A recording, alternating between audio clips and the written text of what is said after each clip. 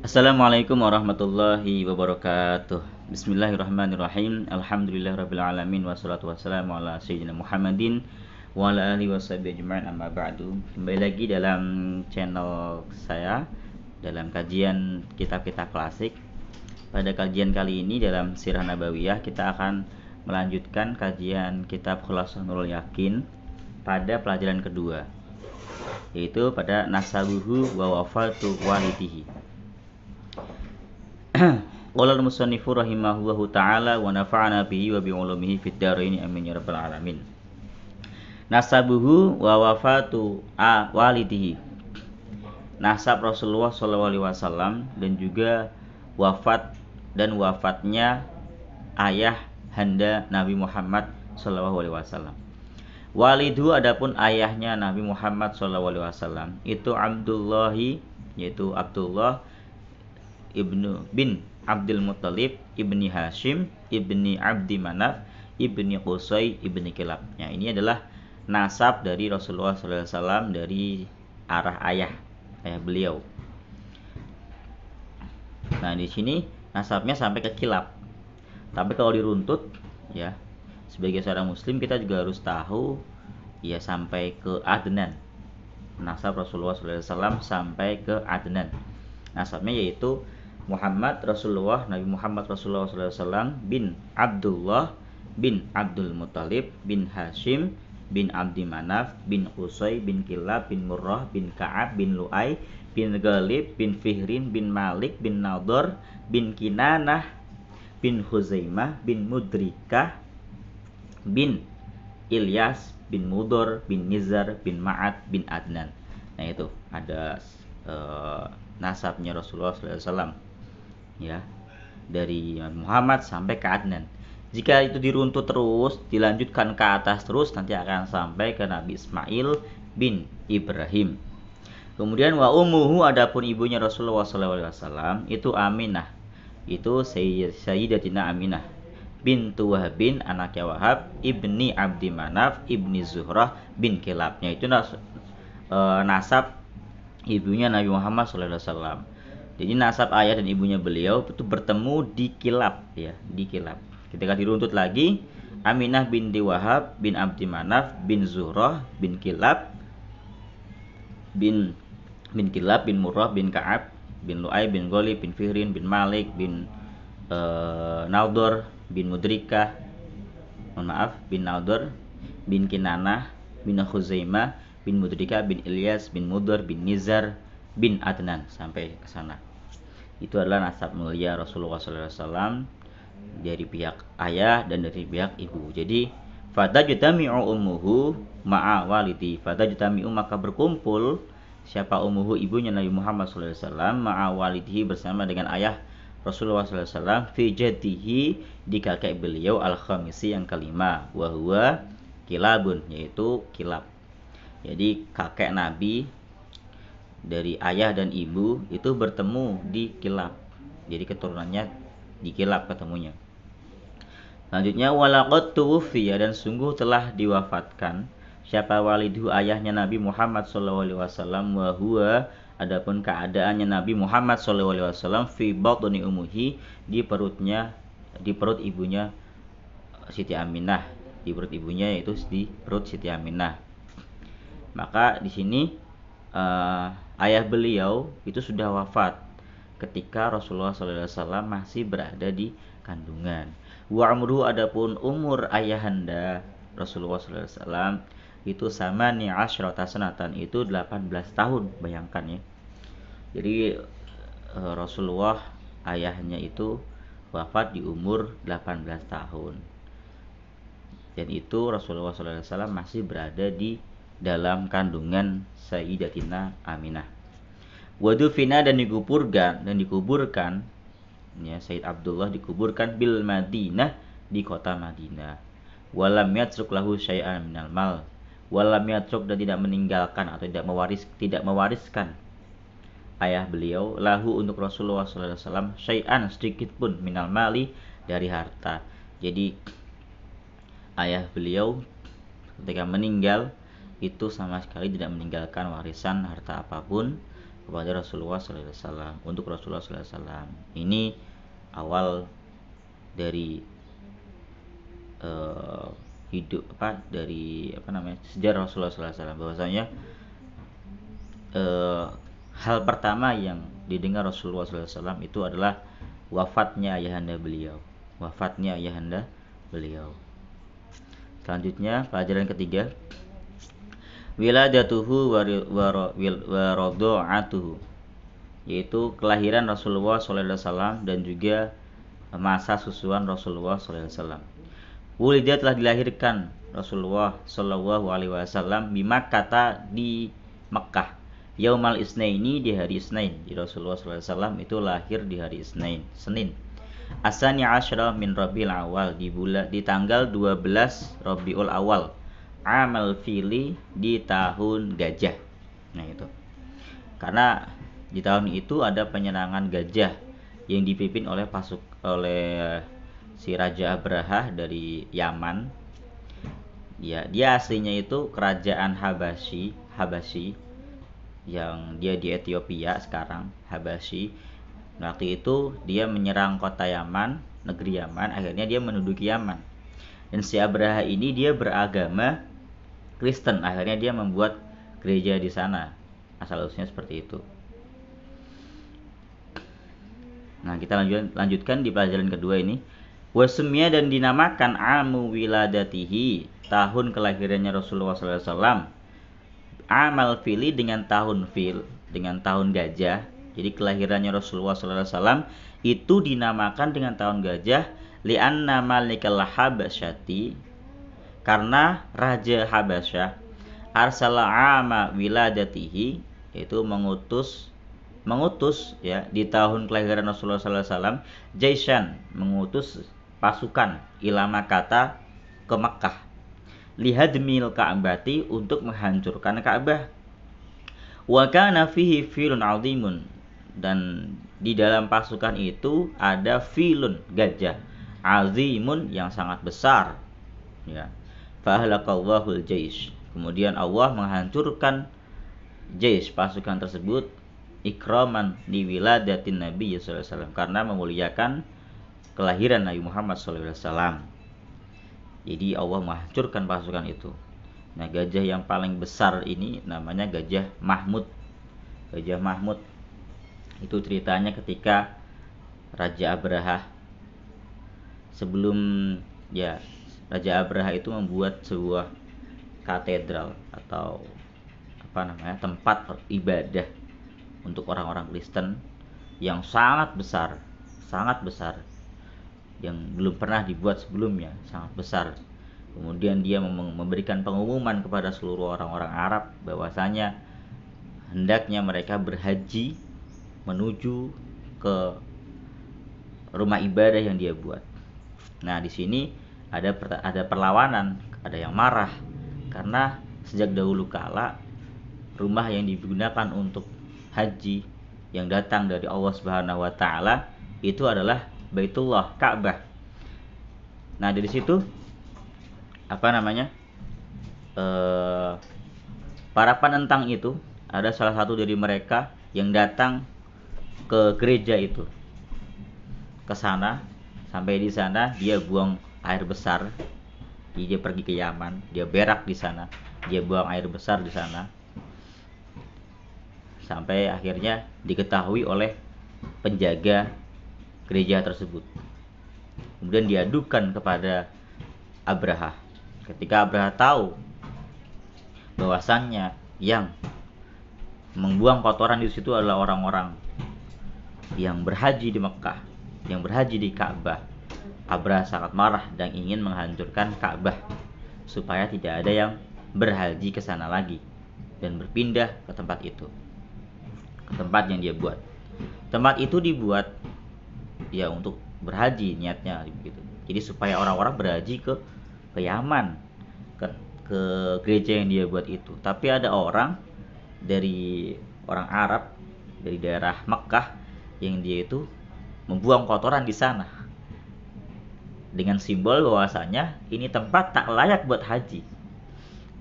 Cocoknya buat ini aja nih, buat buang air besar begitu.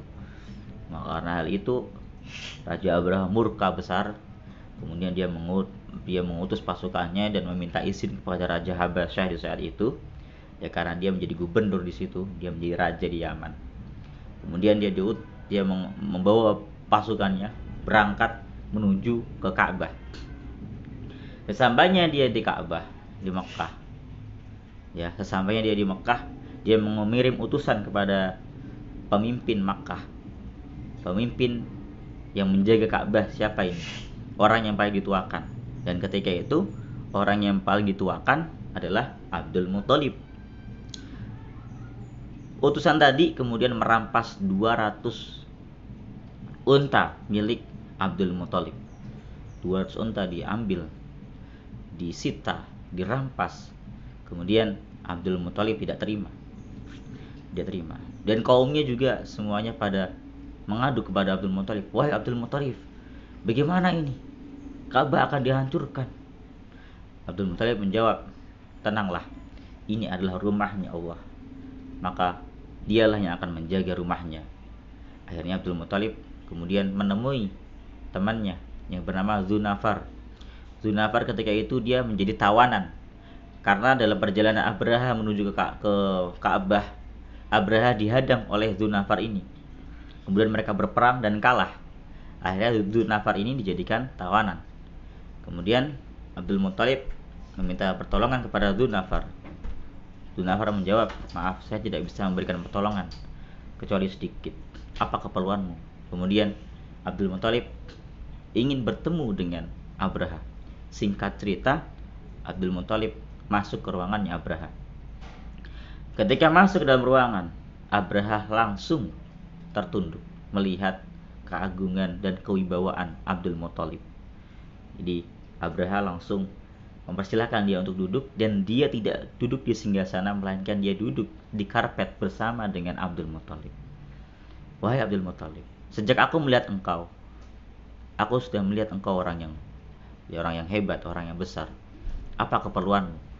Kemudian Abdul Muthalib menjawab, keperluanku adalah aku ingin meminta 200 unta yang engkau rampas dari aku. Kemudian Abraha menjawab, mendengar jawabanmu itu, aku yang tadinya sangat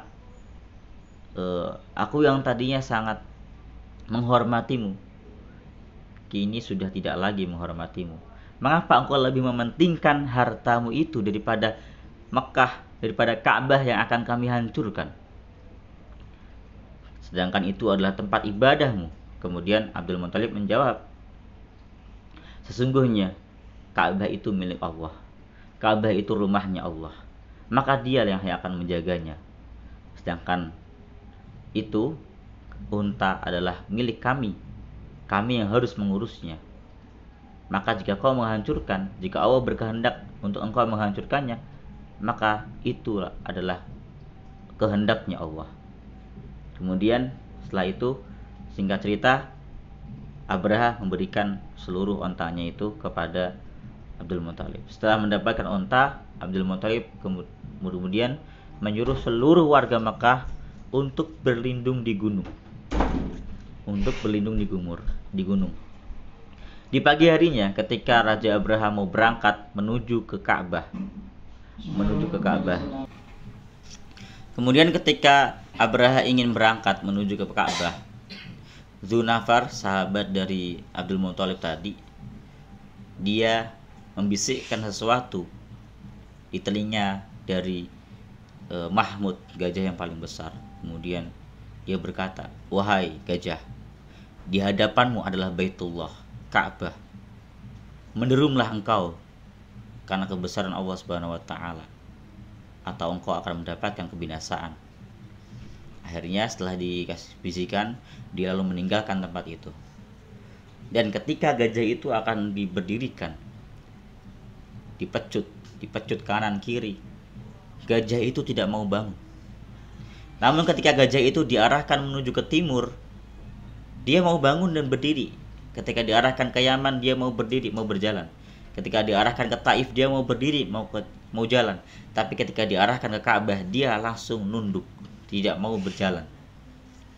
Setelah itu Allah SWT mengirimkan burung-burung yang membawa kerikil 3 di tangan, di kaki kanan, kaki kiri, dan di mulutnya. Kemudian dilemparlah batu-batu itu sampai mengenai mereka. Setiap orang yang terkena batu itu, kepalanya akan langsung melepuh dan seperti terbakar kesakitan. Akhirnya mereka semua mati bersama-sama. Ada yang masih hidup, ada yang mati begitu. Tapi kebanyakan mati. Jadi Allah membinasakan mereka dengan menggunakan burung-burung itu. Ya, momen ini diabadikan dalam Al-Qur'an surat Al-Fil. Alam tara kaifa fa'ala rabbuka bi ashabil fil. Alam yaj'al kaidahum fi tadlil. Wa arsala 'alaihim tayran ababil. Tarmihim bihijaratin min sijil. Faja'alahum ka'asfim ma'kul. Itu firman Allah SWT dalam mengabadikan momen peristiwa penyerangan Abraha dengan pasukan gajahnya dan digagalkan oleh Allah SWT sehingga perbuatan mereka sia-sia. Kemudian setelah Rasulullah SAW lahir, fa'ardu'athu ba'da ummihi. Nah, kemudian Rasulullah SAW disusui ba'da ummihi, setelah ibunya Suwaibatul Aslamiyah, oleh Suwaibah Aslamiyah. Jadi pertama yang menyusui Rasulullah itu adalah ibu beliau, yaitu Sayyidatina Aminah. Kemudian setelah itu disusui oleh Suwaibah Al-Aslamiyah, khadimatu ammihi Abi Thalib. Suwaibah Aslamiyah itu adalah budak pamannya, yaitu Abu Thalib, budak pamannya Nabi. Jadi Abu Thalib itu pamannya Nabi. Sema Halimatus Sa'diyah, kemudian disusui oleh Halimah As-Sa'diyah. Ila an balagha umruhu 4 sanawat, sampai umurnya mencapai 4 tahun. Itu disusui dan diasuh oleh Halimah As-Sa'diyah. Jadi yang pertama ibu dari Muhammad SAW, yang kedua yaitu Suwaibah Aslamiyah, dan yang ketiga Halimah As-Sa'diyah. Ini 3 orang. Halimah As-Sa'diyah ini dari suku Sa'diyah, ya, dari suku Sa'ad. Mereka ini memang setiap tahun mereka pasti akan datang ke kota-kota. Jadi Ka'bah itu kan termasuk kota. Rasulullah SAW tinggal di sekitar Ka'bah di Mekah. Nah, orang-orang dari Sa'ad ini datang untuk mencari pekerjaan, dan mereka rata-rata pekerjaannya adalah menyusui. Mereka mengambil anak-anak orang untuk disusui dan mendapatkan upah bayaran. Sampai di suatu ketika, ceritanya Halimah As-Sa'diyah ini dengan teman-temannya berbondong-bondong berjalan menuju ke Mekah, ke Ka'bah. Kebetulan sekali keledai dari As-Sa'diyah ini paling lambat jalannya, ya, paling lambat. Akhirnya dia sampai di Mekah itu telat.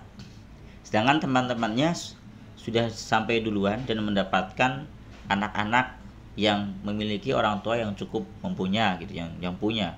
Tapi Halimah As-Sa'diyah ini belum dapat dari pertama datang, belum dapat. Nah, akhirnya kendaraannya Halimah As-Sa'diyah ini tiba-tiba bisa jalan. Dia di jalan sendiri menuju ke suatu rumah, di mana rumah itu ada bayi yang sedang menangis. Ada bayi. Kemudian Halimah datang ke sana bertemu dengan Siti Aminah. Setelah dipegang bayinya, kemudian dipangkukan, dipeganglah dari susunya Halimah. Di situ yang awalnya bagian kanan tidak bisa keluar air, setelah dipegang Rasulullah SAW bisa keluar air. Kemudian dia meminta izin kepada Sayyidatina Aminah untuk membawa bayi Nabi Muhammad SAW bersamanya untuk diasuh. Kemudian Siti Aminah berkata, mohon maaf, kami tidak punya banyak harta. Jika engkau mau rela untuk mendidik anak saya, silahkan, gitu. Akhirnya dibawalah Nabi Muhammad SAW bersama Halimah As-Sa'diyah menuju ke desanya. Di perjalanan yang awalnya kendaraannya itu berjalan sangat lambat, Setelah Rasulullah SAW naik kendaraannya, tiba-tiba bisa berjalan dengan sangat cepat sampai bisa mendahului teman-teman yang sudah dahulu berangkatnya. Itu saking berkahnya Rasulullah SAW. Jadi Halimah As-Sa'diyah merasakan berkahnya Nabi Muhammad SAW. Sampai di sana beliau melihat banyak sekali kejadian-kejadian yang luar biasa selama beliau mengasuh Rasulullah SAW. Beberapa diantaranya yaitu kambing-kambing milik Halimah yang awalnya susah untuk mengeluarkan susu. Setelah kedatangan Rasulullah SAW, susunya menjadi berlimpah sehingga tidak kekurangan susu keluarganya. Kemudian juga berbagai berkah-berkah lainnya, rezekinya menjadi lancar dan sebagainya. Itu berkah dari Nabi Muhammad SAW. Mungkin cukup sekian dulu cerita sirah nabawiyah kali ini. Mudah-mudahan bisa bermanfaat. Jika ada pertanyaan silahkan ditanyakan.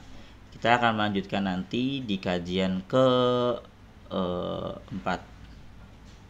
Kajian keempat, wafatu ummihi wa hadanatihi. Kita akan sampai ke kajian 4. Mudah-mudahan bermanfaat. Cukup sekian dari saya. Assalamualaikum.